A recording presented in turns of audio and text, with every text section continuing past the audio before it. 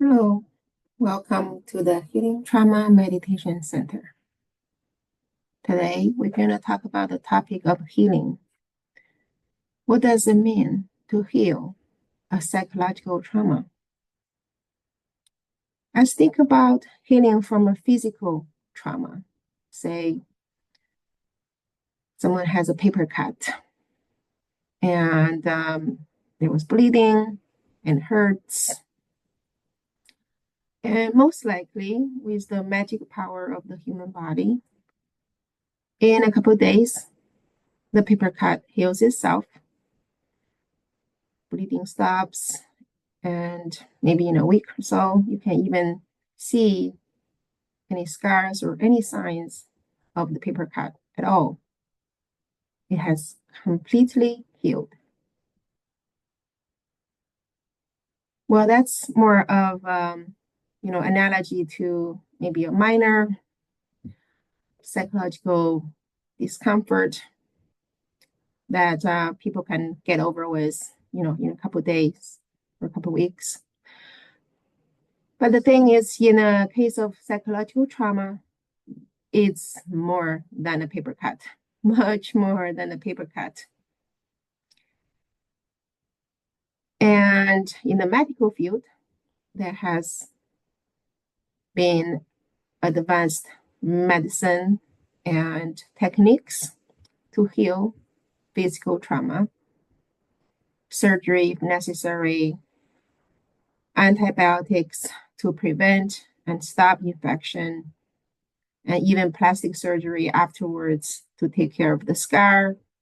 Very advanced techniques to heal physical trauma. The problem with psychological trauma is we're not there yet. We haven't quite figured out how to heal psychological trauma. There are a lot of therapy techniques out there. None of them work for everybody. None of them work for every kind of trauma. And part of the purpose, the mission of the Healing Trauma Meditation Center is to explore, develop techniques and wisdom for healing psychological trauma. So until we figure out the magical pill for psychological trauma, at least what we can do today is to set the goal. What is the goal of healing from psychological trauma? Okay, again, let's go back to the example of physical trauma. Let's think about what's the goal of healing from physical trauma? Let's really think about this question. Okay, is the goal to leave no scar? So going back, just a few decades before antibiotics was discovered and invented and refined and become readily available, healing from physical trauma was not all that easy either. Infection is a big risk, and infection could be fatal. So the reason I bring this up is that setting aside the modern luxury of being able to heal without a scar, going back to the core and the essence of healing, the purpose of healing is to survive, to prevent or control the infection, which could be fatal. And sometimes they have to amputate in order to save the life. So the real goal of healing from physical trauma is to survive, is to stay alive. So is that different? Any different for healing from psychological trauma? What's the goal of healing from psychological trauma? Is the goal to go back to the life you was before the trauma happens? Is that really the goal? Or is the goal to move on and live? I'm not even talking about living a, fully productive life or, the best time of your life. I'm just simply talking about live, to live, to live for another day. Maybe our techniques would be better as long as you're alive. There is hope that things can be better. The situation may improve itself. The stressors might go away because it has run its own course. Or there could be better techniques for helping people to heal from psychological trauma. But you have to stay alive for all of that to happen, to have a chance. So what is the goal for healing from psychological trauma? Yeah, is to live. Just like healing from physical trauma. The goal is to stay alive. Yes. Psychological trauma can be fatal too. We're losing precious life to depression, to PTSD, to substance abuse every day. The invisible wound is just as fatal. So the goal for healing from psychological trauma is to live, is to help people live for another day. And there has been a lot of wisdom, from people from our civilization.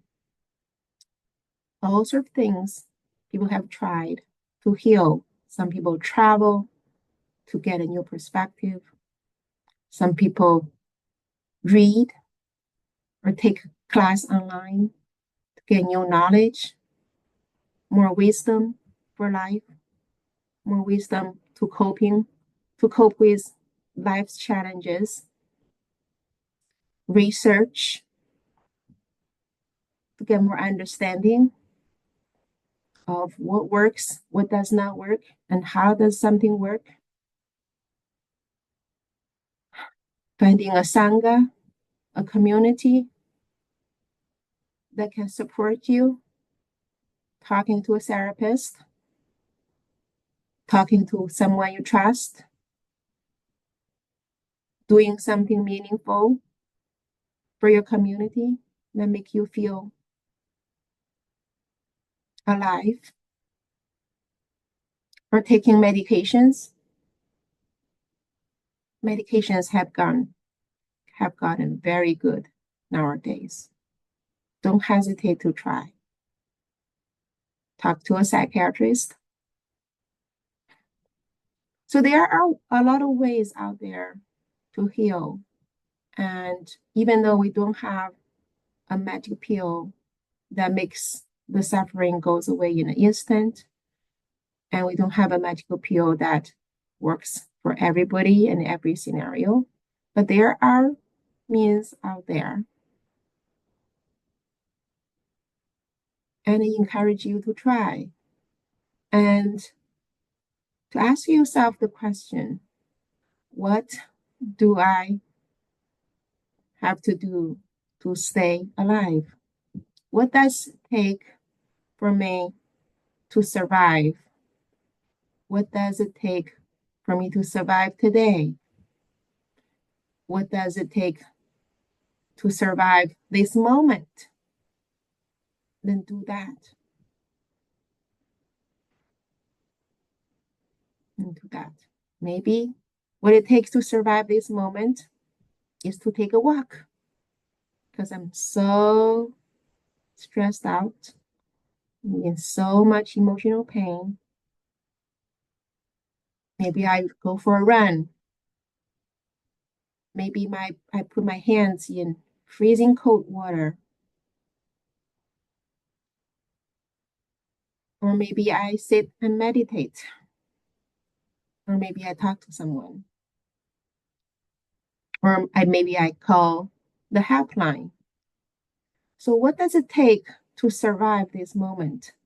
You know the answer and do that. If you don't know the answer, try any of the above. You can do this. You can survive this moment and the moment after that and the moment after that. And before you know it, you have survived one more day and make it another day. And take it one day at a time. You can do this.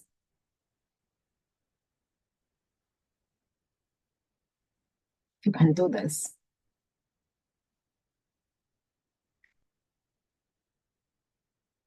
So this is the first of the podcast series from Healing Trauma Meditation Center. And the mission of this podcast to discuss a wide range of topics related to meditation, related to trauma, and how to heal. Please stay tuned and subscribe to our channel and spread the word and the wisdom. See you next time.